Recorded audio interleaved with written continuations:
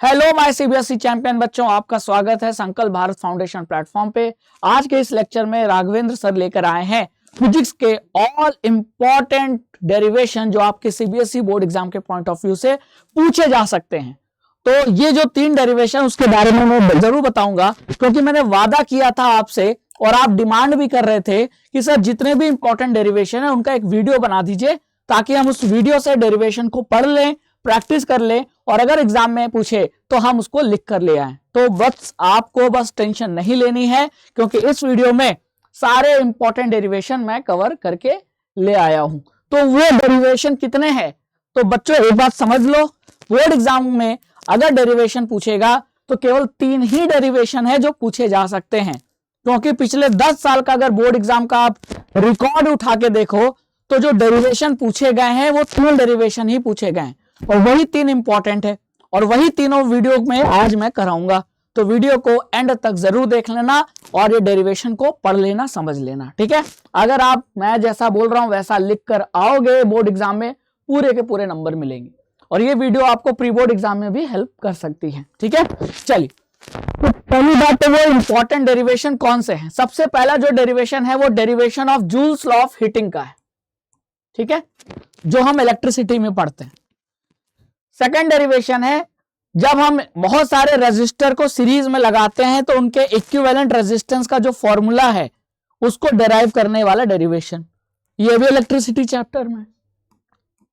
और derivation of equivalent resistance of resistors in parallel combination, ये भी इलेक्ट्रिसिटी में। यही 3 डेरिवेशन आपको पढ़ना है, क्लियर। तो यानी जो भी डेरिवेशन है वो केवल इलेक्ट्रिसिटी चैप्टर के डेरिवेशन ही पूछे जाएंगे, ना लाइट में कोई डेरिवेशन आएगा, ना ह्यूमन आई में, ना magnetic effect of electric current में।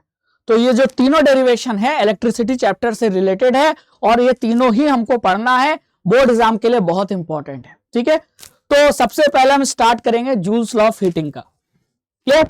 अब हमारे घरों में जितने भी इलेक्ट्रिकल अप्लायंसेस जैसे कि गीजर, सारे नहीं लेकिन मैक्सिमम, जैसे गीजर, केटल, हीटर, ठंड का मौसम आ गया, अब हम लोग कमरों में हीटर लगाएंगे और अपने कमरे को गर्म रखेंगे, अपने हाथों पैरों को सेकेंगे। तो ये जो हीटर है किस पे काम कर रहा है, जूल्स लॉ ऑफ हीटिंग पे काम कर रहा है। और आपने फॉर्मूला पढ़ा होगा H=I²RT, तो वो फॉर्मूला ही डेराइव करना है आपको, ठीक है। तो चलिए स्टार्ट करते हैं जूल्स लॉ ऑफ हीटिंग का डेरिवेशन। एक बात जरूर याद रखना, डेरिवेशन कोई भी हो सबसे पहला काम क्या करना है, सर्किट डायग्राम बनाना है। तो इसमें भी हम सबसे पहला काम क्या करेंगे, सर्किट डायग्राम बनाएंगे। तो सर्किट डायग्राम कौन सा बनाना है, आपको ये वाला सर्किट डायग्राम बनाना है। ध्यान से देख लीजिए, जूल्स लॉ ऑफ हीटिंग में आपको ये सर्किट डायग्राम बनाना है, जिसमें आपको पहली बात तो एक सेल को दिखाना है, क्लोज स्विच की दिखाना है, एक रजिस्टर दिखाना है जिसका रेजिस्टेंस R है, उसके पैरेलल आपको एक वोल्टमीटर जोड़ना है और फिर सीरीज में आपको एक एमीटर जोड़ना है और एरो से करंट का डायरेक्शन दिखा देना है, जैसा कि आप यहां देख रहे हो। तो सबसे पहला काम, आप जब ये जूल्स लॉ ऑफ हीटिंग का डेरिवेशन करोगे तो पहले ये सर्किट डायग्राम बनाना। सर्किट डायग्राम को जरा इमेजिन करो, क्या बताया मैंने, सेल होना चाहिए, क्लोज स्विच की, रजिस्टर जिसका रेजिस्टेंस R है, उसके पैरेलल में वोल्टमीटर और फिर एमीटर, ठीक है। अब जब आपने सर्किट डायग्राम बना लिया, अब आपको कुछ एजम्पशन लेने पड़ेंगे, एज्यूम करना पड़ेगा। क्या एज्यूम करना पड़ेगा, तो सबसे पहला एजम्पशन ये लेना है कि सर्किट में कितना करंट फ्लो हो रहा है। सर्किट में ये जो रेजिस्टेंस है, अब आप खुद ही देखो, सर्किट में जो रेजिस्टेंस है R, इससे कितना करंट फ्लो हो रहा है। तो हमने माना है, आपको एज्यूम करना होगा, जैसे मैथ्स में एज्यूम करते हो ना, let the value be x, तो यहां भी मान लो let the current flowing in the resistance is I, ठीक है। और वही चीज यहां लिखा है। तो यहां एजम्पशन में आपने क्या लिया, एजम्पशन में आपने ये माना, consider a current I flowing through a resistor of resistance R। एक ऐसा रजिस्टर जो आपने सर्किट डायग्राम में रजिस्टर बनाया है जिसका रेजिस्टेंस R है, उसमें से कितना करंट फ्लो हो रहा है, आपने एज्यूम किया है कि I करंट फ्लो हो रहा है, ठीक है। चलो पहला एजम्पशन क्लियर हो गया। Let the potential difference across it be V। फिर दूसरा एजम्पशन, पहला एजम्पशन तो हो गया, अब दूसरा एजम्पशन क्या लेना है कि ये जो रजिस्टर है जिसका रेजिस्टेंस R है, इसके अक्रॉस मतलब इसके अगर 2 पॉइंट ले लें, इस रजिस्टर के पहले एक पॉइंट X और इसके बाद एक पॉइंट Y, तो इस 2 पॉइंट्स के बीच में जो पोटेंशियल डिफरेंस है वो कितना है, V। यानी इस रजिस्टर के अक्रॉस जो पोटेंशियल डिफरेंस है वो V है, मानना पड़ेगा। तो करंट I माना हमने और रजिस्टर के अक्रॉस पोटेंशियल डिफरेंस V माना हमने, तो 2 चीज माना है, एज्यूम किया है, I और V। ठीक है। Let T be the time during which a charge Q flows across it। तो अगर I करंट फ्लो हो रहा है तो करंट I का फ्लो होने का मतलब है कि T टाइम में कितना चार्ज फ्लो हो रहा है, Q, क्योंकि I क्या मतलब क्या होता है, current is equal to charge per unit time. तो अगर हमने ये माना है कि सर्किट में I करंट फ्लो हो रहा है, या कह लो रेजिस्टेंस के अक्रॉस I करंट फ्लो हो रहा है, यानी कि T टाइम में कितना चार्ज फ्लो हो रहा है, Q चार्ज। तो ये थर्ड assumption है कि let T be the time during which, यानी कि T टाइम में Q चार्ज फ्लो हो रहा है सर्किट के अक्रॉस। ठीक है, या फ्लो हो रहा है सर्किट में। तो ये 3 assumption मान लिया आपने। ठीक है, अब 3 assumption मानने के बाद आपने एक फॉर्मूला पढ़ा होगा, वो फॉर्मूला आपको याद आ रहा है क्या, ये वाला फॉर्मूला। अगर वायर में, सर्किट में Q चार्ज फ्लो हो रहा है तो इस चार्ज को फ्लो कराने के लिए करना पड़ेगा वर्क।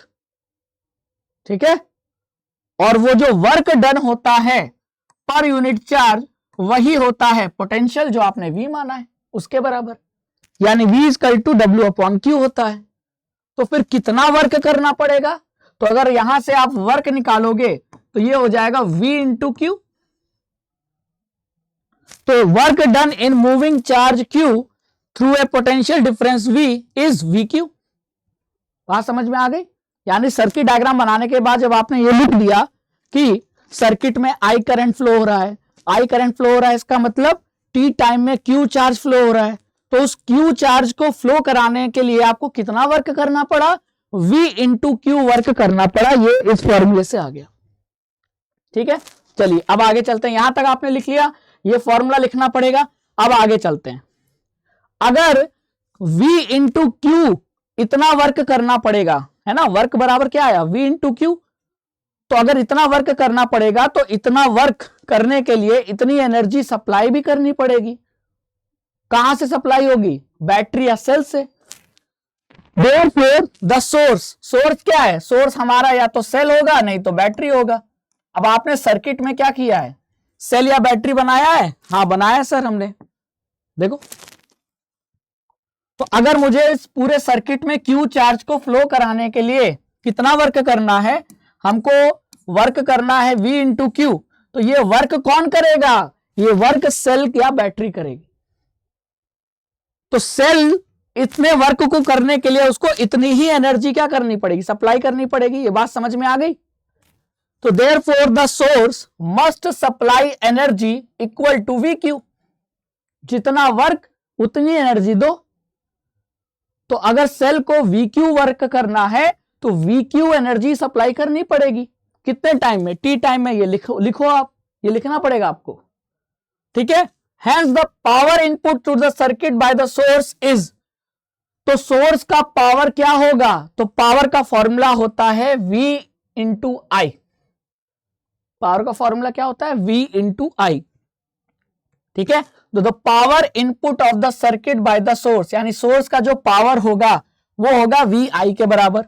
ठीक है, अब पावर इंटू टाइम कर दे तो एनर्जी आएगी।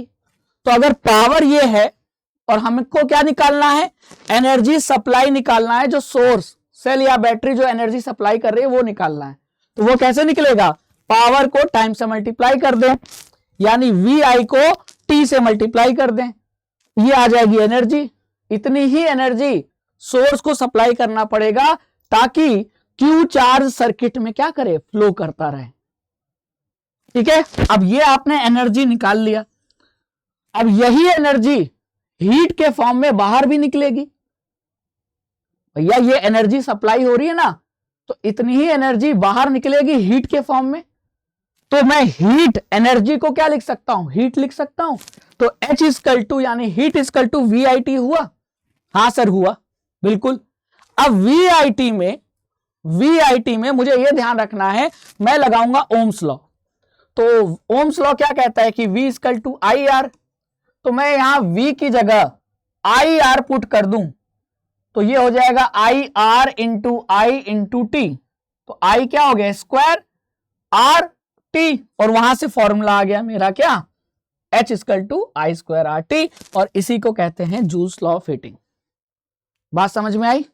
पहले सर्किट डायग्राम बनाओगे, फिर एजम्पशन करोगे कि लेट करंट I फ्लो हो रहा है, T टाइम में Q चार्ज फ्लो हो रहा है, तो Q चार्ज को फ्लो कराने के लिए कितना वर्क करना पड़ेगा, V इंटू Q, और उतना ही वर्क, जितना वर्क करना पड़ेगा उतनी ही एनर्जी सप्लाई करनी पड़ेगी सेल से।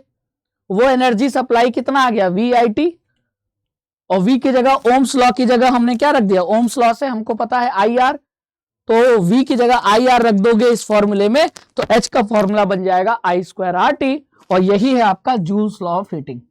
तो ये फॉर्मूला क्या कहता है कि जो हीट प्रोड्यूस हो रहा है वो करंट के स्क्वायर के डायरेक्टली प्रोपोर्शनल है, रेजिस्टेंस के डायरेक्टली प्रोपोर्शनल है, और टी टाइम, जितने टाइम तक करंट सप्लाई हो रहा है उस टाइम के डायरेक्टली प्रोपोर्शनल है।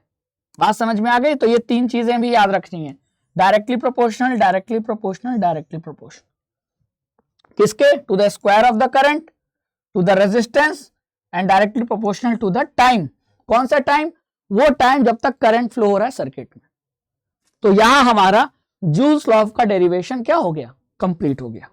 तो मैं पीडीएफ भी आपको टेलीग्राम पे शेयर कर दूंगा, तो आप पीडीएफ से भी क्या कर लेना, डाउनलोड करके इसकी प्रैक्टिस कर लेना लिखकर, और लिखने के बाद मेरे इस पीडीएफ के जो स्टेप हैं उनसे मैच कर लेना कि आपने उसी स्टेप में, उसी सीक्वेंस में लिखा है कि नहीं। तो अगर आपने उसी सीक्वेंस में लिखा है तो पूरा नंबर एग्जामिनर देगा, ठीक है। अब आते हैं नेक्स्ट डेरिवेशन। नेक्स्ट डेरिवेशन क्या है? Derivation of equivalent resistance of resistors in series combination. यानी अगर बहुत सारे रेजिस्टर्स को सीरीज में लगा दें तो उनके इक्विवेलेंट रेजिस्टेंस का जो फॉर्मूला है वो क्या है, उसको डेराइव करो। तो हमको पता ही है कि R equal to R1 plus R2 plus R3 plus R4, जितने रेजिस्टर सीरीज में जोड़ोगे सबका रेजिस्टेंस क्या करते जाओ, जोड़ते जाओ, यही है फॉर्मूला। तो वो डेराइव करना है। आया कहां से फॉर्मूला, तो वो फॉर्मूला कैसे आया वही डेराइव करना है। अब मैं आपको एक तड़कता भड़कता एक कंसेप्ट बता रहा हूं। कंसेप्ट ये है कि अगर सीरीज का डेरिवेशन पूछेगा तो पूछने का तरीका कैसा होगा, क्वेश्चन कैसे पूछेगा। आपको डायरेक्ट बोलेगा कि डेरिवेशन करो, तो देख लो क्वेश्चन पूछने का तरीका, derive an expression for the, ये सीबीएसई बोर्ड एग्जाम में पूछा हुआ क्वेश्चन है कि derive an expression for the equivalent resistance of the three resistors of resistance R1, R2 and R3 connected in series. अच्छा, 3 ही पूछेगा, जब भी आएगा तो 3 का ही आएगा, है ना, हमेशा 3 का ही आएगा, क्योंकि एनसीईआरटी में 3 मानकर ही, 3 रजिस्टर मान के ही डेराइव किया है। तो ये एनसीईआरटी में देखो सीरीज का ये डेरिवेशन का जो क्वेश्चन था वो इस तरीके से पूछा था। तो क्वेश्चन पढ़कर ही समझ में आ गया कि डेराइव करना है। क्या डेराइव करना है? अगर 3 रजिस्टर सीरीज में है तो उनका इक्विवेलेंट रेजिस्टेंस का फॉर्मूला डेराइव करना है, यानी डेरिवेशन है सीरीज का। तो कैसे डेराइव करेंगे? तो अब आपको एक तड़कता भड़कता मैंने कंसेप्ट बता दिया ना, कि मैंने आपके सामने सीबीएसई का ही बोर्ड एग्जाम का क्वेश्चन लाके रख दिया कि भैया अगर आपसे पूछेगा तो ठीक इसी तरीके से पूछेगा। तो क्वेश्चन पढ़ के समझ जाना, अरे ये तो डेरिवेशन का क्वेश्चन है, सीरीज का कि पैरेलल का, तो लिख देगा, ठीक है। इसीलिए झटका लगाना, अरे सर ने तो पूरा बोर्ड एग्जाम का कॉपी कर दिया। जी हाँ, बिल्कुल। चलो स्टार्ट करते हैं। सबसे पहला काम क्या करोगे? हाँ, सर्किट डायग्राम बनाएंगे। बिना सर्किट डायग्राम के कोई भी डेरिवेशन आप स्टार्ट मत करना, क्योंकि सर्किट डायग्राम से एग्जामिनर इंप्रेस हो जाता है। अरे वाह, लड़के ने सबसे पहले, लड़की ने सबसे पहले तो डेरिवेशन स्टार्ट करने से पहले सर्किट डायग्राम बनाया। क्योंकि जो आप एजम्पशन ले रहे हो उसका सर्किट तो बनाओ।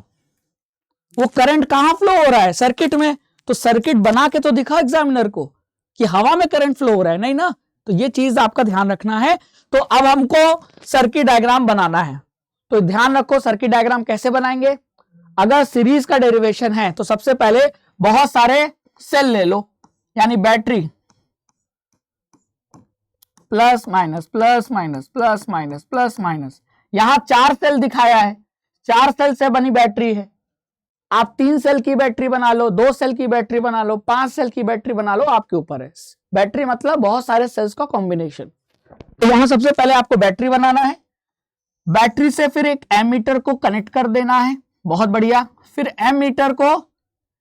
एमीटर के साथ 3 रजिस्टर जिनका रेजिस्टेंस R1 है, R2 है और R3 है, तीनों को सीरीज में जोड़ देना है, ठीक है। और फिर इनके पैरेलल में एक वोल्ट मीटर लगा देना है और फिर इस वायर को लाकर यहां क्लोज स्विच की से जोड़ देना है और फिर ये वायर आपके नेगेटिव टर्मिनल में आ गया। क्या क्या, जरा मेरे साथ रिपीट करो। Battery, ammeter, 3 resistors R1, R2, R3 in parallel, in series, फिर उसके साथ पैरेलल में क्या, वोल्ट मीटर और क्लोज स्विच की, ठीक है। और एरो से दिखा देना कि सर्किट में कितना करंट फ्लो हो रहा है, I करंट फ्लो हो रहा है, ठीक है। चलो अब जो आपने सर्किट में दिखाया है वही एज्यूम कर लो कि सर्किट में कितना करंट फ्लो हो रहा है, I करंट फ्लो हो रहा है और तीनों रजिस्टर का रेजिस्टेंस कितना है, R1, R2, R3, जिनको हमने किसमें जोड़ा है, सीरीज में। ये एज्यूम करना पड़ेगा। तो जो डायग्राम में आपने सर्किट डायग्राम में बनाया है उसे लिख दो कि लेट अस कंसीडर, चलो मान लेते हैं the arrangement of 3 resistors R1, R2, R3 joined in series with a combination of cells और battery as shown in figure. तो जैसा फिगर में दिखाया गया है वही हम मान के चलते हैं कि 3 रजिस्टर को हमने सीरीज में जोड़ा है, किसके साथ, बैटरी या सेल के साथ। तो यहां बैटरी है तो बैटरी लिख देना, ठीक है। यहां सेल की जगह बैटरी लिख दो, ज्यादा सही है, क्योंकि डायग्राम में तो आप बैटरी दिखा रहे हो। तो फिर ये तीनों सीरीज में है, किसके साथ, बैटरी के साथ सीरीज में है ना, तो बैटरी लिख देना। क्लियर। अब आगे चलते हैं। अब आपने सर्किट में कितना करंट माना था, अरे सर जी अभी आपने बोला था कि सर्किट में I करंट फ्लो हो रहा है, तो ये एज्यूम किया ना आपने, तो लिख दो कि let I current is flowing through the circuit. Circuit में कितना करंट फ्लो हो रहा है, I करंट फ्लो हो रहा है, ठीक है। The potential difference between A and B is V1, B and C is V2, C and D is V3। मतलब ये A B C D कहां है। अब देखो ध्यान से, सीरीज में आपको पता है करंट की वैल्यू सेम होती है, पोटेंशियल की वैल्यू सेम नहीं होती। यानी कि R1 में भी I करंट जाएगा, R2 में भी I करंट जाएगा, R3 में भी I करंट जाएगा, है कि नहीं। सीरीज में करंट सेम होता है लेकिन पोटेंशियल तो सेम रहता नहीं है। तो हमने क्या किया कि बहुत सारे पॉइंट्स मान लिए, ये A B, ये B और C, C और D, ठीक है। तो हमने ये माना कि A और B के बीच में कितना पोटेंशियल का ड्रॉप है, V1, B और C के बीच में कितना पोटेंशियल का ड्रॉप है, V2, C और D के बीच में कितना पोटेंशियल का ड्रॉप है, V3, ठीक है। ये हमको मानना पड़ेगा कि इन दोनों पॉइंट के बीच का पोटेंशियल V1, B और C के पॉइंट के बीच का पोटेंशियल V2 और C और D के बीच का पॉइंट का पोटेंशियल कितना, V3। ये आपको एज्यूम करना पड़ेगा, ठीक है। तो ये हो गया V3। वही चीज यहां एज्यूम किया गया है कि let the potential difference between point A and B। A and B point किसके बीच आता है, R1 के अगल बगल आता है। B एंड C के बीच में कौन है, R2। तो R1 के क्रॉस यानी A और B के क्रॉस कितना पोटेंशियल ड्रॉप हुआ, V1 है। B और C पॉइंट्स के बीच में पोटेंशियल डिफरेंस कितना है, देखो ये A और B के बीच में कौन है, R1। तो जब करंट R1 से गुजरता है तो पोटेंशियल कम हो जाता है, कितना कम हो जाता है, मान लेते हैं V1। जब करंट R2 से गुजरता है तो पोटेंशियल कितना कम हो जाता है, मान लेते हैं V2। और जब करंट R3 से गुजरता है तो पोटेंशियल ड्रॉप हो जाता है, कम हो जाता है, कितना, V3। यानी A और B के बीच में पोटेंशियल का डिफरेंस कितना हुआ, V1। BOC के बीच में V2 और COD के बीच में V3, ऐसा आपको एज्यूम करना पड़ेगा। ठीक है, अब V1 V2 V3 और पूरे बैटरी का पोटेंशियल कितना था, पूरे बैटरी का पोटेंशियल मान लो कितना था V। अब हमने एक्सपेरिमेंट से ये पता चला, क्योंकि ये सब एक्सपेरिमेंट कर रहे थे ना, तो हमने एक्सपेरिमेंट से देखा कि V1 V2 और V3 की वैल्यू को ऐड कर दो तो ये किसके बराबर आएगा, जो पूरे सर्किट का बैटरी का जो पोटेंशियल है उसके बराबर आएगा। तो ये लिखना पड़ेगा। तो जब हमने दो चीज एज्यूम की कि सर्किट में I करंट फ्लो हो रहा है और AB के क्रॉस V1 का पोटेंशियल डिफरेंस है, BOC के क्रॉस V2 पोटेंशियल डिफरेंस है और COD के क्रॉस V3 पोटेंशियल डिफरेंस है, इन दोनों का एज्यूम करने के बाद फिर हम क्या लिखेंगे कि हमको एक्सपेरिमेंट से पता चला कि जो पूरे बैटरी का पोटेंशियल V है उसकी वैल्यू किसके इक्वल है, equal to the sum of potential of each resistor. Each resistor यानी R1 R2 और R3 के अक्रॉस जो पोटेंशियल डिफरेंस है उसका सम यानी V1 plus V2 plus V3 किसके इक्वल है, पूरे बैटरी के पोटेंशियल V के इक्वल है। तो यहां से हमको एक इक्वेशन मिल गई क्या, V equal to V1 plus V2 plus V3। ये हमको एक्सपेरिमेंट से पता चला। जैसे कि बैटरी का पोटेंशियल था कितना 10 वोल्ट, V1 का आया 1 वोल्ट, V2 का मान लेते हैं आया 5 वोल्ट और इसका आया 4 वोल्ट। तो 1 volt plus 5 volt plus 4 volt कितना आया 10। तो ये किसके इक्वल है, बैटरी के पोटेंशियल के इक्वल है कि नहीं। तो ऐसा आपको एक्सपेरिमेंट से मिला। ठीक है, क्योंकि एक्सपेरिमेंट आप डिवाइस की मदद से करोगे, डिवाइस का यूज करके आपने पता लगाया तो आपको पता चला V1 V2 V3 की वैल्यू V के इक्वल है। ठीक है, अब आपको क्या करना है, इन सभी की वैल्यू निकालकर यहीं पुट कर देना है बस। तो पहले V की वैल्यू निकालना है, V1 V2 V3 और सारी वैल्यू लाकर इसमें रख दोगे, डेरिवेशन कंप्लीट हो जाएगा। तो अब मैं V की वैल्यू कैसे निकालूं, तो ओम्स लॉ से V इक्वल टू क्या होगा IR। तो अब मुझे R मानना पड़ेगा, R मानना पड़ेगा। उसी तरह V1 V2 V3 की वैल्यू भी निकालूं तो ये सारी वैल्यू निकलेगी ओम्स लॉ की हेल्प से। अब आपको ओम्स लॉ पता है, ओम्स लॉ क्या कहता है, ओम्स लॉ कहता है V इक्वल टू IR। अब मैं R1 रजिस्टर के क्रॉस अगर मैं करंट देखूं तो कितना करंट जा रहा है, I करंट जा रहा है, करंट तो सेम है। तो मैं I इंटू R1 करूंगा, I इंटू R1 तो क्या निकल के आ जाएगा V1।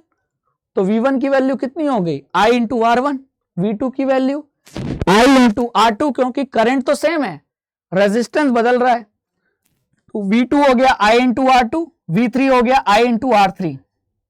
तो ये मैंने V1 V2 V3 की वैल्यू निकाल ली। और मैंने क्या कहा था, आपका ये मेन इक्वेशन है, आपको इन सभी की वैल्यू निकालकर इसी में पुट कर देना है।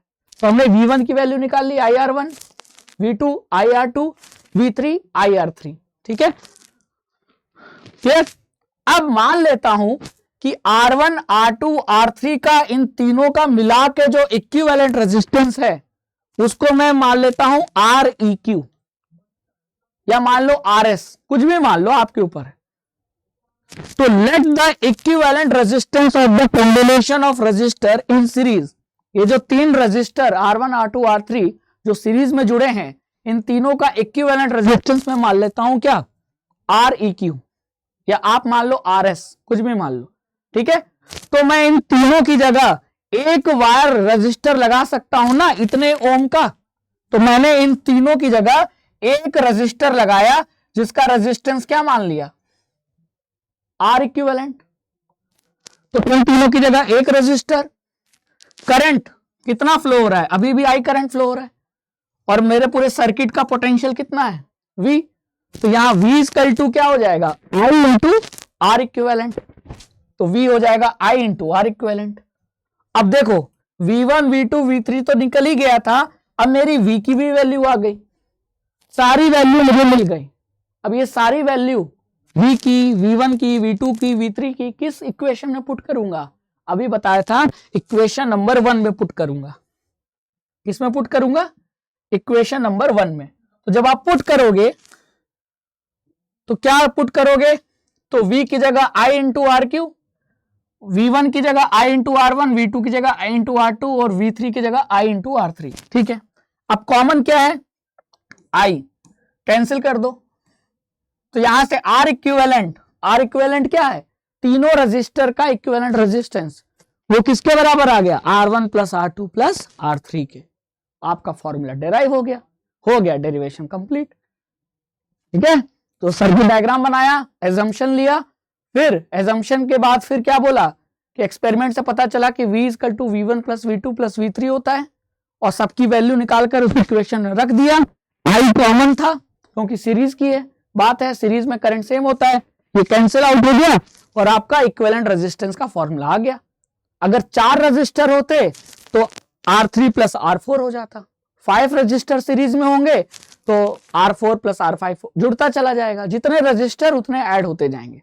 लेकिन हमेशा क्वेश्चन में कितने बोला था? 3, तो डेरिवेशन मैंने 3 मानकर ही समझाया है, क्योंकि एनसीईआरटी में 3 रजिस्टर ही मानकर डिराइव किया है।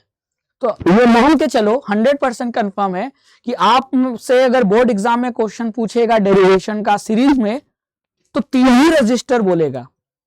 ठीक है, 4 होता तो यहां I इंटू R4 हो जाता, कट जाता है तो प्लस R4 आ जाता है ना, तो वो आप कर लोगे, कोई दिक्कत की बात नहीं है। ठीक है, चलो अब आ जाते हैं पैरेलल कॉम्बिनेशन का डेरिवेशन देखते हैं। तो पैरेलल में आपको फॉर्मूला पता है, लेकिन वो फॉर्मूला आया कैसे इक्विवेलेंट का, वो देखना है। तो अब हम मानते अभी भी हम वही मानेंगे क्या कि 3 रजिस्टर हैं और तीनों रजिस्टर अब सीरीज में नहीं, अब पैरेलल में कनेक्टेड है। R1 R2 R3 किस में कनेक्टेड है? पैरेलल में। और पैरेलल में बच्चा लोग करंट सेम नहीं होता है, पोटेंशियल सेम होता है। ठीक है, अब डेरिवेशन कैसे स्टार्ट करेंगे? सही पकड़े हैं, सही पकड़े हैं। आप सबसे पहले बनाएंगे सर्किट डायग्राम। तो आपको सर्किट डायग्राम बनाना है, बनाओ सर्किट डायग्राम। अब सर्किट डायग्राम में क्या करना है? बैटरी बनाया, ठीक है, battery plus minus plus minus plus minus plus minus, फिर यहां से तार निकालो और तीनों रजिस्टर को पैरेलल में जोड़ दिया हमने, और इन तीनों रजिस्टर के पैरेलल हमने वोल्टमीटर जोड़ दिया, क्योंकि वोल्टमीटर हमेशा पैरेलल ही जुड़ता है।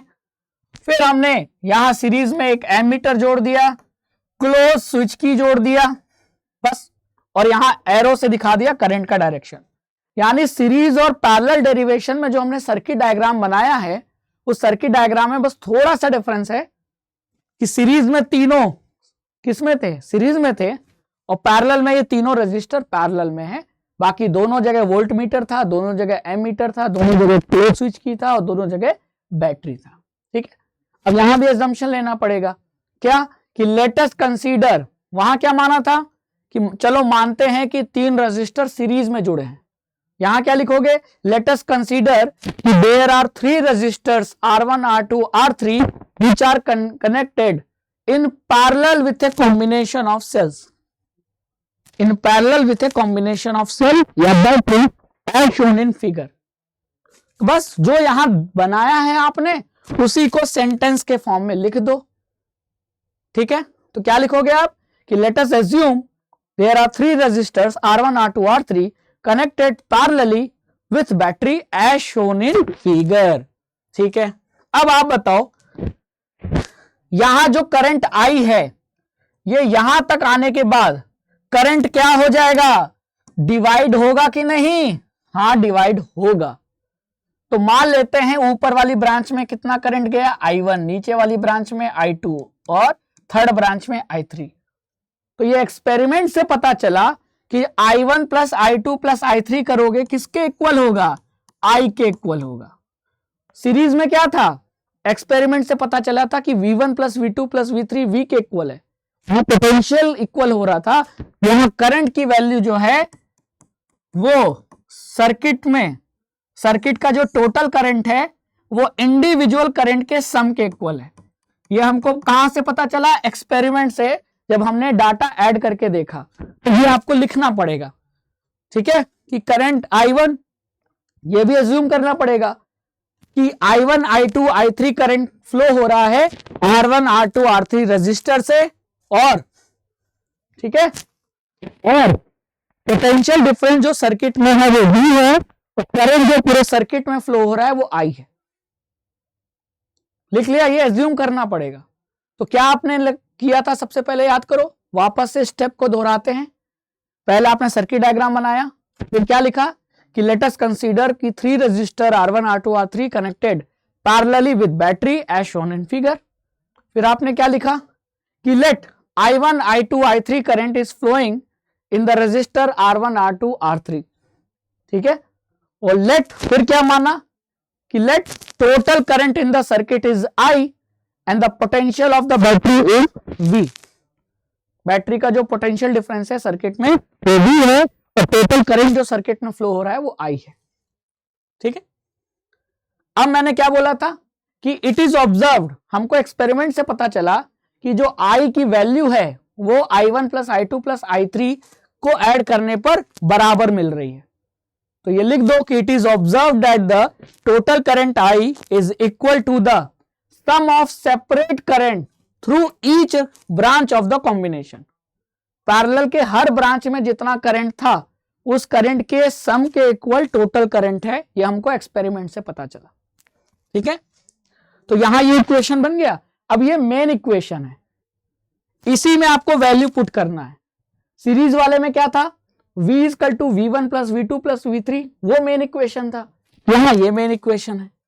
अब I कैसे निकालोगे, अब I निकालना है, I1 निकालना है और I2 निकालना है और I3 निकालकर इसी में पुट कर देना है।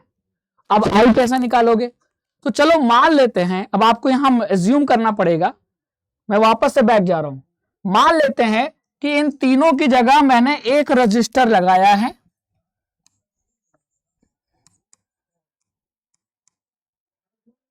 इन तीनों की जगह एक रजिस्टर माना है जिसका रेजिस्टेंस कितना है Rp, या आप कह लो R इक्विवेलेंट, कुछ भी मान लो। सर्किट में करंट कितना है I, और बैटरी का पोटेंशियल कितना है V। तो अब बताओ I की वैल्यू क्या हो जाएगी, V अपॉन R इक्विवेलेंट होगा कि नहीं, अकॉर्डिंग टू ओम्स लॉ। बस वही चीज तो यहां कर रहे हैं कि let Rp be the equivalent resistance of the combination. तो I की वैल्यू क्या हो जाएगी, I की वैल्यू हो जाएगी V अपॉन Rp। उसी तरह I1 की वैल्यू क्या हो जाएगी, अब I1 करंट किस में फ्लो हो रहा है, R1 में। अब R1 में क्योंकि पैरेलली कनेक्टेड है तो पोटेंशियल डिफरेंस कितना होगा, जो बैटरी का पोटेंशियल है वही तो होगा। तो V पता चल गया, R1 की वैल्यू पता ही है ना। तो यहां I1 करंट कितना हो जाएगा, V अपॉन R1। उसी तरह I2 कितना हो जाएगा, V अपॉन R2, और I3 कितना हो जाएगा, V अपॉन R3। तो आपने इसी ओम्स लॉ से तीनों की वैल्यू निकाल ली, है ना। तो I1 I2 I3 हम ओम्स लॉ लगाकर हर रजिस्टर पे ओम्स लॉ लगाया, पहले टोटल ओवरऑल पे लगाया, फिर हर रजिस्टर पे लगाया। तो I की ओवरऑल लगाया तो I की वैल्यू मिली, और इंडिविजुअल पे लगाया तो I2 I1 I2 I3 की वैल्यू मिली। अब ये सारी वैल्यू आपको किसमें पुट कर देनी है बताओ, इस वाले इक्वेशन में पुट कर देना है। तो क्या मिलेगा, I की जगह मिलेगा V अपॉन Rp, I1 की जगह मिलेगा क्या, V अपॉन R1, I2 की जगह मिलेगा V अपॉन R2, R3 की जगह मिलेगा V अपॉन R3। अब सभी में कॉमन क्या था, कॉमन था आपका V, तो V कट जाएगा, और 1 अपॉन RP क्या है, पैरेलल का इक्विवेलेंट, इक्वल टू क्या आ जाएगा, 1 upon R1 plus 1 upon R2 plus 1 upon R3। और इस तरीके से रजिस्टर के पैरेलल कॉम्बिनेशन का इक्विवेलेंट का फॉर्मूला डिराइव कर लिया, है कि नहीं। तो ये डेरिवेशन कंप्लीट होते हैं। तो आई होप कि इन तीनों डेरिवेशन से आपको काफी मदद मिलेगी बोर्ड एग्जाम में। जैसा मैंने बोला है वैसा वैसा स्टेप लिख कर आना, डायग्राम बनाकर आना, डिराइव करके आना, पूरे के पूरे नंबर मिलेंगे। तो थैंक यू सो मच। संकल्प भारत फाउंडेशन पे इसी तरह पढ़ते रहिए और कंसेप्ट क्लियर करते रहिए। कंसेप्ट फिजिक्स के क्लियर तभी होंगे जब आप राघवेंद्र सर के साथ पढ़ेंगे संकल्प भारत फाउंडेशन प्लेटफॉर्म पे। Thank you so much. जय हिंद, जय भारत।